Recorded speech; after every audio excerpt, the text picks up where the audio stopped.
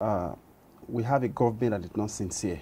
You know, when the Buhari-led administration, when they were campaigning on the mantra of corruption, restructuring, infrastructure, and so many other things, they lied to us. They painted what is white, what is black to be white. You know, they deceived Nigerians, telling us they will provide this, they will provide power, they will provide electricity, they will provide private water, and so many other things. But we never knew they were lying, and that's always the result. When you rule to power on the mantra of propaganda, you can't succeed, and that's what affected them. You know, they've never really believed in Nigeria. The APC administration never really believed in the unity of this country, never really believed in anything. They just came to loot, to kill, to steal, and to destroy. And this is what we're saying today, that a country of over 200 million people, we can't even have 10 hours power supply. We can't even have 5 hours. It's a shame that you have calibers of people in studios and you have programs going on. That's why you see there's no production. That's why you see the country is consuming. Because we don't have, because industry don't even have enough power to produce. There's no power, because the things that sustains the economy, you always need to provide good power supply, infrastructure, so that people can transport their goods from the rural environment to the urban environment. Now, if there is enough power supply, you saw that people will be able to produce. There will be, the market women can sell things at a cheaper rate. Because you can produce, there will be less, the cost of production will be less. But consider that you have to spend money on diesel, money on inverter and so many other things. All those things will be added to the cost of production. And every time they increase the tariff. You understand? It affects the poor masses. So at the end of the day, you just tell these people that they are wasting time. So I think if you look at the Atiku plans on power, he is ready to develop power. Like, every state should be able to generate its own power right now, because the center is overpopulated and they are not productive again. So this is the more reason why they need to give Atiku a chance, so that he can actually come and revive this country. Because the power is in comatose. It's nothing to write home about. So we just need a breath of a fresh air from the Atiku plan, so that he can come over to Nigeria and revive the lost glory of this country. We need a fresh air, and I think Atiku can come and do that. This one that this on and off a power supply, when Atiku comes over, you won't see that again. You will enjoy it. I mean, you can use AC in your house. You know what I'm saying? You know, so don't worry yourself. Now you want to use AC, you'll be thinking about your units. You understand? Because they charge you high. Absolutely. And still not even give you the tariff, everything will be crashed, because we're going to work for the poor masses. We are not hungry. The Atiku presidency is not going to be president of hunger. He's not going to be president of the poor, but we're going to enrich every Nigerian. This is the part I say, you understand? We're going to enrich every Nigerian. Everybody is going to be rich. Yes. That's the kind of country we want to make. Yes. A country where you don't even need to depend on anybody. You'll be self-sustaining. And that's what we're looking at. Absolutely. A country where you are living in the city, you are fine. Somebody living in the village is fine. People living in the rural environment, we don't need to depend on those living in the urban environment, because everybody have same equal opportunity.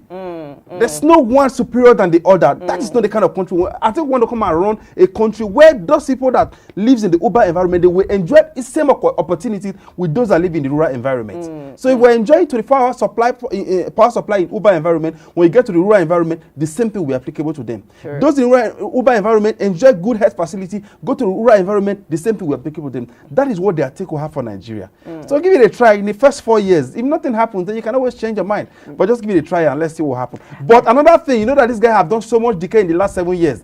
So, but don't expect magic. But I mean, it's a road to recovery, so definitely, it's definitely possible. So, the trust of my own. I mean, if you look at apprentices, they stay with their organ and they serve for a period of years before they're able to go on their own and serve. So, do you think that do you think there's still a chance for him to just say, okay, I want to come back like the prodigal son? And the room is still there for him to come out. Even as it stands right now, we know he's undergoing training right now in Labour Party. He's working for us, certainly. So most of the experience he's going to gather from Labour Party is part of the training and the grooming processes he needs to pass through. So when he comes back to PDP, which is his primary home, we can like, okay, let's put it in consideration. Like, okay, you've got a word of experience where you were in Labour Party. Let's groom you more. Let's refine you. Let's remold you to become a presidential product. It's not yet a presidential product. You know, there's something called presidential. When you of course. Like if you look at Tinubu, it's not presidential in nature. You look at Obi, it's not. But if you look at Atiku, you will feel that aroma of presidency in him. There's something called an aroma of presidency, and that's what the Atiku personality portrays. When he's going, you could feel that charisma, you could feel that boldness, you could feel that leadership trait. These are all the things that imbibe in a personality. It's a trait. And then when he talks, his voice doesn't sound. You could feel it. You understand? You could feel the guy is calm, he's so mature, he has solution, he has answer to every question. And that is what we need. Nigeria is so complex that you can't just wake up overnight and like you want to become a Nigeria president. Where? In this kind of country? Let alone the country have been so damaged by the APC-led administration. And illiterate, being illiterate is not about going to school, you know that. If you don't have an experience over a particular something, you are an illiterate. As it stands right now, Tinubu is an illiterate in a presidential product management. Peter Obi is an illiterate in a presidential product management. But you can't, Atiku is literate in a presidential product management. Because Nigeria as a whole is an entity, is a product. So you need somebody who have an experience to manage that product. So Atiku, having gone through the school of thought of a presidential training, being a vice president, having contested as a governor, having all the wealth of experience, having acted as an acting president, because the party one time handed over the country to him. So all these things that molded his personality. And he's able to understand the product called Nigeria, the entity called Nigeria. So managing it will become easy. Just like somebody who started from a lower cradle of a management. When the person gets to a director, he will become one of the best directors in a company. Same thing applicable to Atiku. Tinubu have never been at the cradle of the management cradle. You understand? You cannot just all overnight from a security just want to become a director. It doesn't work that way. But you need to pass through all the various stages to get to that pace. And that's who Atiku represents. And that's what we need as a nation. Somebody who can come and salvage the country. You can't just jump into a sea and say you want to swim. You need to learn how to swim from a swimming pool. So Tinubu and Obi and Kwankwaso, they need to pass through the swimming pool right now. Which are the process that Atiku have passed through. You must pass through the story to get to the glory. They don't have a story to tell, but Atiku have a story to tell, and the glory is right for him to claim. Right, the glory is right in front, just for us to just grab it, and that's it. I mean, with your effort, and of course, we can definitely grab the glory each step by the way. And moving on to our next, you mentioned Obasanjo, and of course, Obasanjo is one thing about Obasanjo, he has always tried everywhere possible to keep to care about Nigerians, and well, some might say he's just talking about that. He tries to care about Nigerians. And there's something he said in his book launch recently, which of course trended. He talks about the fact that the God is in Nigeria. Absolutely. And there's actually a video. He actually said some very, very interesting things, and that is a video on your screen. Let's just get to listen to it, and we'll be right back. I just believe that somebody said, well, look, how do you make leaders? We are in the process now. Again, I believe that God is a Nigerian. Bishop Kuka may not agree. I believe God is a Nigerian because God loves us so much that we have done so many stupid things, and He has allowed us to get away with these stupid things. I hope and sincerely hope that God's patience has no limit of elasticity. Because if it does, there will soon be a day that God will say, look, I've had enough. And if God says He has had enough, it doesn't matter. So that is Obasanjo there. He was talking about so many things. And also he also mentioned things about, before now Nigeria used to be described as a giant of Africa. Yes. And but now we don't even know what it is anymore. What would be your reaction to that? Yeah, you see, why he used that phrase that God is in Nigeria is this. If you look at the glory of Africa, or the story of Africa will not be complete without mentioning the word Nigeria. Nigeria is so blessed in such a way that every state in this country is blessed with both human resources and natural resources. But we're just not lucky with the leaders. Now, why he used the word God is in Nigeria is this. God gave us Jonathan on a platter of gold. But we threw it away with our hands. So God intentionally allowed us to go and test the fire and the storm, which is the Buhari. Now we are regretting it and weeping and gnashing of teeth. God, like, okay, beautiful. I gave you my son and you threw him away. You wanted an incarnate. And he gave you an incarnate, and this is what we are passing through right now. Look at a small boy that have been adopted. That the elders were crying over him many years ago. We've not seen him till now. I know the number of protests we did. Another have been adopted again. Will a human being do that if he's not a devil incarnate? So God gave us an angel, but we threw him away. We said we wanted an incarnate. And this is what we're passing through right now. As it stands right now, you're not even saving your own country because you don't have somebody who have the feeling, a human feeling, as a leader. The people who have at the corridors of power, they don't care about you and I because they don't have the blood that flows in you and I. It's not the same blood that flows in them. They don't have the kind of conscience you have. Most of them have sealed up their mind. They don't care about your existence. As I talk to you right now, we don't even have the number of both death and birth rate in this country because you and I don't matter to them. What matters to them is how they will embezzle our wealth. What matters to them is how they will accumulate power and remain at the corridors of power. That's what matters to them. So God decided to leave us to test the storm. The moment you take God out of your factor, this is what you experience. Nigeria political leaders have taken God out of their factor prior to 2015. That's why we're suffering what we're suffering today. When Jonathan was at the corridors of power, Obasanjo was there, Yar'Adua was there. God was in a factor. But we decided to say God wants to do things ourselves. He said, okay, no problem, let me allow you. Hand. You understand? He said, let me allow you to do it yourself. And this is what we're passing through. So, but we're thanking God that he's very close to our doorstep. So he's listening to our prayer again. So he's bringing on that Messiah to just come and wipe away our story so that we can reclaim the glory back. So that's why Atiku is coming. God is just bringing Atiku to come and compensate us for the losses, the pain, the suffering we've passed through in the last 7 years. At least just to take over from where Jonathan stopped, so that we can at least get that glory back. Because we've lost it totally. But let me ask you one very funny question. Is Obasanjo in a position to say some of these things that he's saying?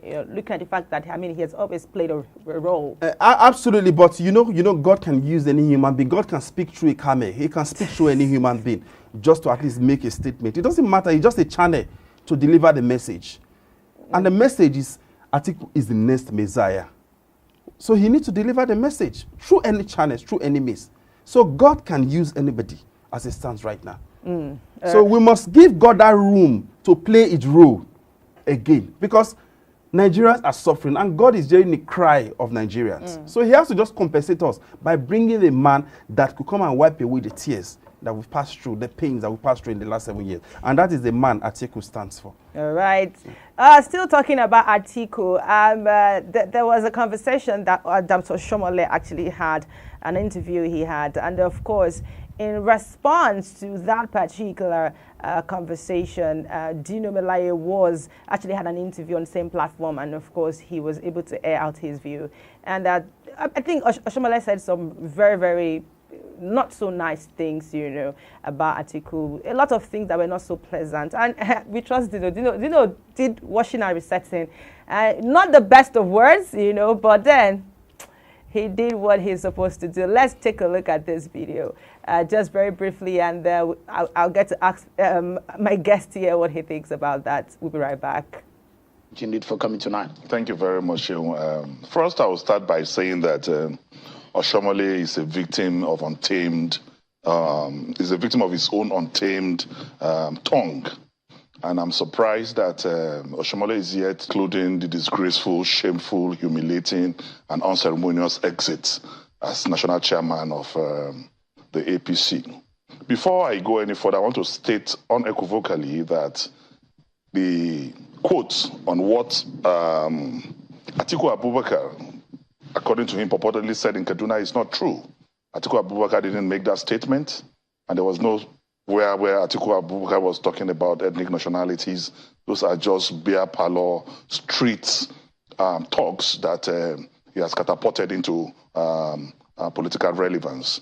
To start with. So what did Atiku Abubakar say? Atiku Abubakar said that there should be no ethnic or religious coloration to politics. He started by saying, I am a pan-Nigerian. A man who started his statement by saying I'm a pan-Nigerian cannot, in the middle of his statement, now begin to segregate or show some colorations. I would not want to dwell on that. Rather, I want to say that the issue, the very unprintable statements by Adams Oshomole on Atiku Abubakar is actually very disappointing. And not too disappointing coming from him, because even on popular prostitutes in Edo State, know Adams Oshomole to be one of their popular customers. Because what I'm saying in essence is that Adams Oshomole is suffering from what I call CGR. CGR means chronic genital recklessness, and his own is garnished with matrimonial rascality. Because if you go to the social media today, there is a video of his genital organ sent all over the social media. So a man, he attacked Atiku personally. So, and I'm saying that a man with this type of moral decay have no moral grounds to come to a respected studio like this and begin to disparage a nationalist. Okay, so that was Dino Melaye, responding to Adams Oshomole. Okay, so let me hear what your thoughts are on this. Oshomole have always been a chameleon that people are not aware. He have always been deceitful, but people are not aware. He has a stylish body that is so deceitful that you wouldn't really understand his kind of person. So you see him think he will just cajole you. He has this jovial style of cajoling you. So because we are very soft-minded in this part of the world, you easily fall into their trap. And he is best fit for the kind of party he is into, because it's a party that trains on propaganda. It's a party that can deceive you very well. And if you're not careful, they will sweet talk you into their game. They will not tell you the bitterness inside. So when you fall inside, you can't go out again. You're caged you. You're regretting. The moment you try to go out, they do everything possible to frustrate you. A man that could tell you that if you come to our party, your sins are forgiven. No matter how you've looted the country, even though you've killed everybody in this country, the moment you come to our party, just come, your sins are forgiven. Is that what we call a human being? This was a governor that came to our state, emptied our treasury for his own selfish interest. After emptying our treasury, he went abroad to go and marry another. We couldn't even marry from his own state, at least to compensate us. You understand? He went abroad to go and give our wealth to another country to marry from there. It's how crazy it is. These guys, the way they do things, I begin to wonder that are these guys human beings or they are spirits? Because they don't reason the way an average human being reasons. So I've never really taken Oshomole serious because he has always live. But people are beginning to get used to his gimmicks. He will just come, dance without his curriculum body like a small tortoise. After dancing and a whole lot of others, people are deceived. You'll be laughing. You won't know when you will vote for him. But that will not even work this 2023 now because the game is already over for them. You see why most of them are doing everything they are doing? Because they've so messed up the system, messed up the economy, so they need to do everything possible to cover up their mess. So they don't want another person to take over corridors of power. Because if you take over, all their mess will be exposed. True. So that's why you see, people that lie, they look for another lie to cover the lie, to cover the lie, always lie to cover the lie. So look at Fashola today. That say you can fix power in 6 months. Today, most of them paint words like they don't have what we call integrity. There's no integrity. There's no morality. There's no value. They don't have value for their word. Their word is not their bond. So most times you begin to wonder, can't Nigeria politicians, most especially from the All Progressive Congress, have a word you can call my word is my bond? They don't have it. They don't even have. It's you and I that is ashamed of their ashamed. They are not even ashamed of their shame. Because you begin to see them that they are like my father's mates. You will not begin to, you are helping them to be ashamed of their ashamed. Well, now that you've talked about shame, if there's one person who sometimes I don't even know how to describe the shame is Femi Fani-Kayode. So we speak truth to power irrespective of who else is involved. It's only 3 things that can happen to we that are activists: die, prison, exile. What will you say about Festus? No, Festus have lost it totally. He has lost it. It's a disgrace to the industry he belongs to. I could remember proud of this era when Festus was in the activism race. A lot of people were looking at, these are the kind of people we look up to, But you want to test the integrity of a man, give him money. That's exactly what happened to these people. Yes, yeah. Just test. It shows that these guys never have integrity for a day. Festus Keyamo, Fani-Kayode, Adams Oshomole, they never have integrity for a day. Remember when Oshomole was the Labour president? Yes, and that's possible. Many of us could lay our life on the line for him. We're everywhere, Oshomole, but we never knew the guy was just Oshomaba. He was just a chameleon, trying to find his way to the corridors of power. The moment you see money like this, man, But see what I've been missing. What I've been missing. He joined the elders to be eating from the table. His mouth was sealed. Same thing happened to Festus Keyamo. These guys, they will see black. You will see them. They turn to stammerer overnight. Why? Just because of what they will eat? Because of material things that you're going to live on this earth? You can't have an integrity. You don't care about the name that you will live in the sands of time? Oh my God. It's preposterous. Telling you. All right, so moving on, talking about shame, and of course, we have, of course, you know, the week is never complete if we don't have entertained. I mean, the first video you're looking at is I don't know if he was. I have a question for you, Andrew, which is the question of: is Tinubu really aware that he is not the opposition party? No, you know what? You know Tinubu's case, and you would really blame him. Tinubu is not too strong, you know. No. Pause there. Okay, he's strong. Don't change it. Don't change it. No, I want to rephrase it. Let's get to watch this video. Yes. Let's get to watch it. I want to rephrase it. And our broom shall be symbol by broom. Broom. Broom. Broom. Broom. Broom. Broom. Broom. Broom. Broom.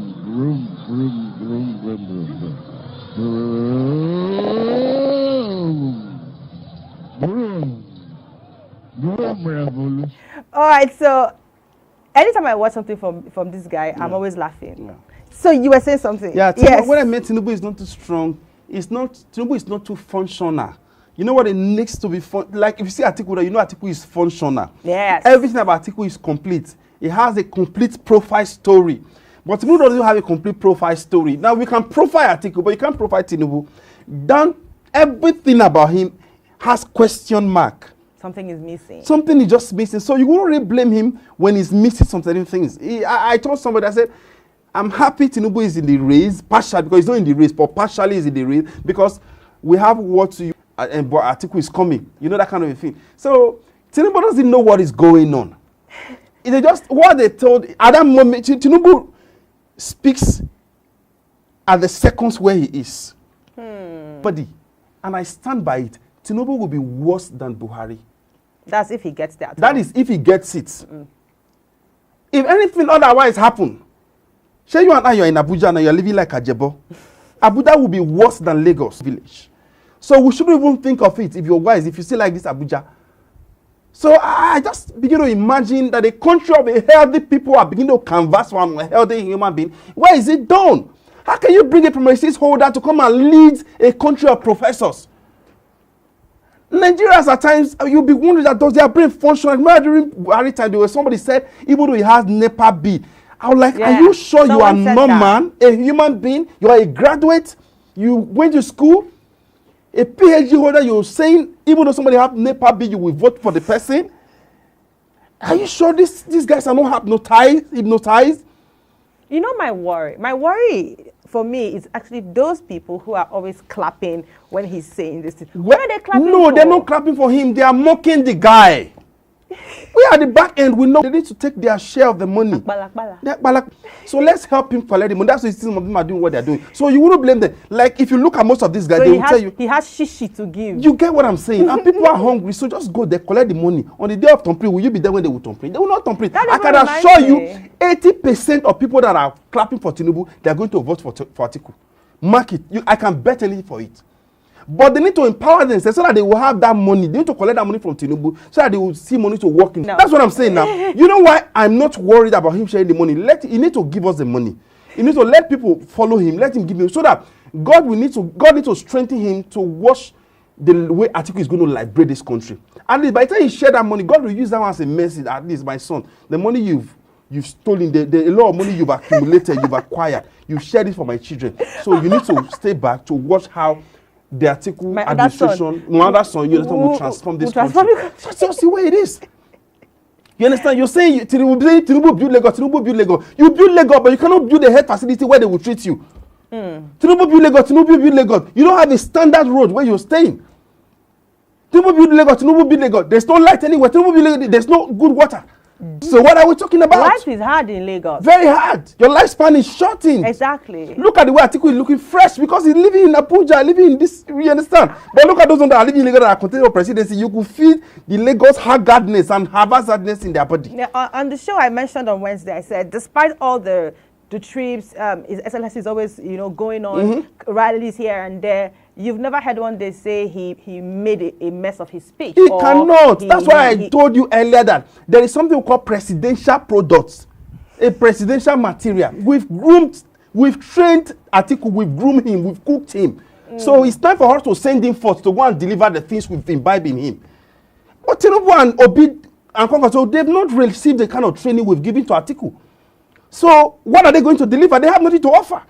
But we have so many things we have imbibed into Atiku, so he needs to go and deliver the things we have poured in him. Well, so that those things will not be wasted. They are hoping on their fan base to work for them. The fan base will work for Atiku now. The fan base too, they don't want to suffer now. Because the rain that beats the poor beats the rich. Sure. Now there was power out, there was shortage of power supply while we're in the studio. Did it affect everybody? It affects both the rich and the poor. So that's just the way it is. So the Atiku presidency is not coming to form a government of it's coming to form a government of national unity that affects both the rich and the poor.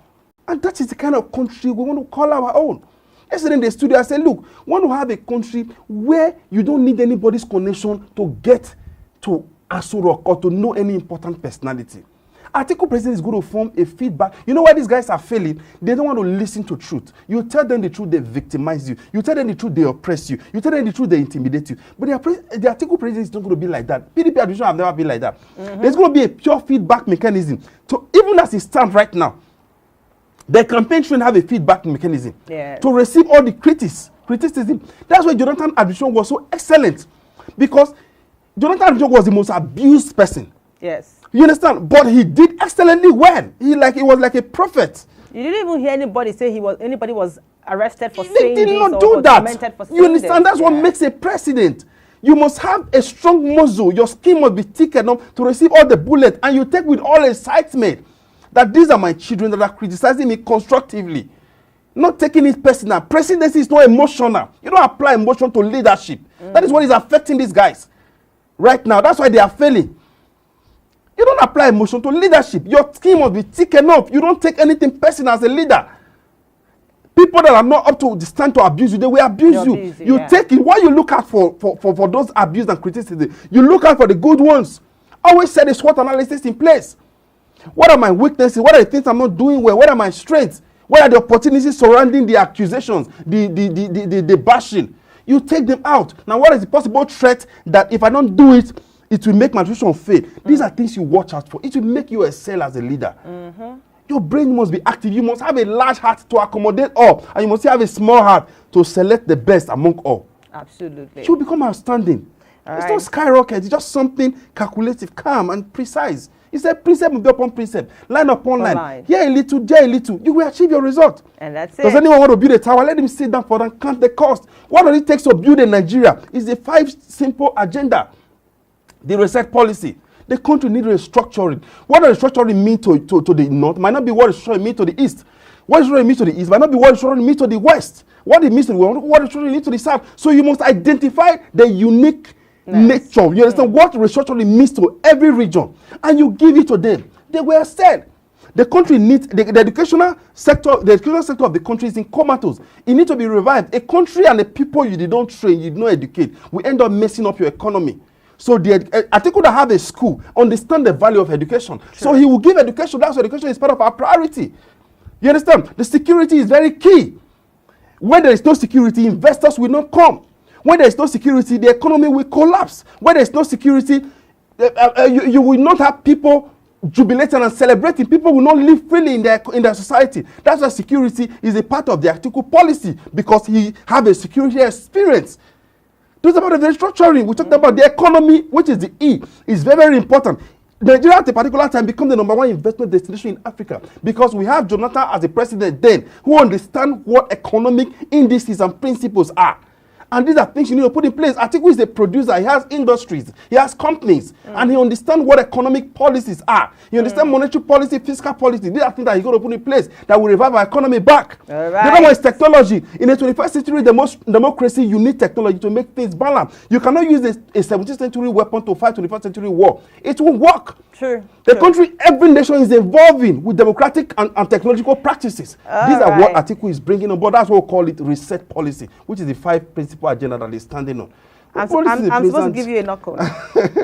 I will excel as a nation. All right. So with that, I would say that we've come to the end of our, social trends this beautiful Friday. I mean, it's actually the last one for the week. And of course, you've had a double dose of everything, and it's absolutely what you're looking for. Don't forget that Social Trends comes your way every Monday, Wednesday, and of course Friday.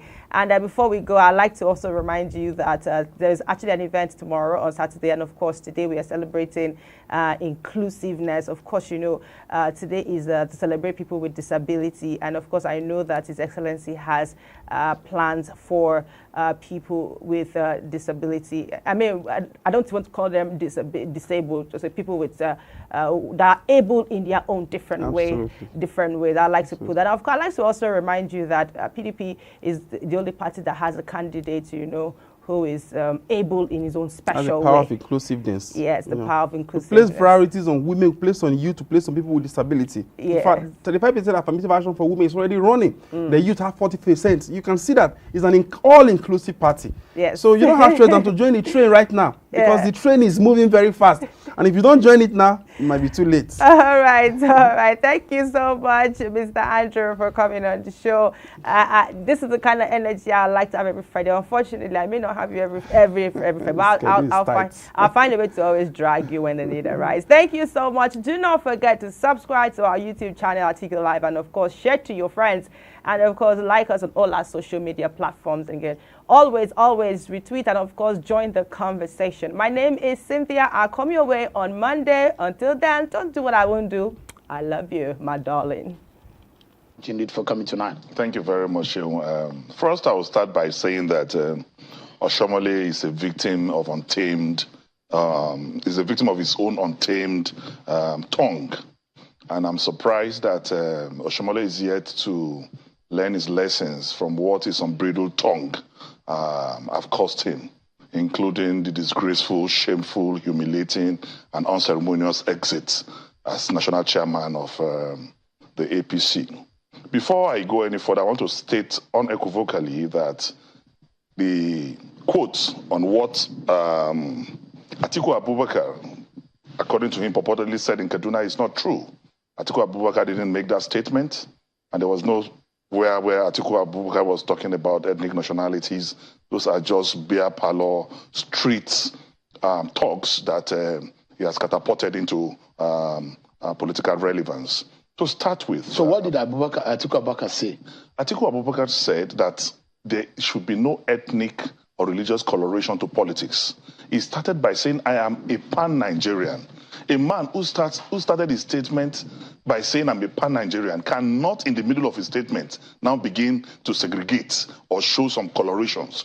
I will not want to dwell on that. Rather, I want to say that the issue, the very unprintable statement by Adams Oshomole on Atiku Abubakar is actually very disappointing. Not too disappointing coming from him, because even on popular prostitutes in Edo State, know Adams Oshomole to be one of their popular customers. Because what I'm saying in essence is that Adams Oshomole is suffering from what I call CGR. CGR means chronic genital recklessness, and his own is garnished with matrimonial rascality. Because if you go to the social media today, there is a video of his genital organ sent all over the social media. So a man, he attacked Atiku personally. So, and I'm saying that a man with this type of moral decay have no moral grounds to come to a respected studio like this and begin to disparage a nationalist, a philanthropist, a statesman, a former vice president of the Federal Republic of Nigeria. Is coming to defend what is not defendable. Is coming to campaign, because I've said this on this platform before, that it is impossible, Sheung, for you to campaign for APC without looking stupid. It's not possible. Who is he trying to defend? He's trying to defend Bola Ahmed Tinubu, and he's saying that Atiku is a serial divorcee. Atiku is married to Titi Atiku, his first wife. That marriage is over 50 years, and they are still together, happy and together.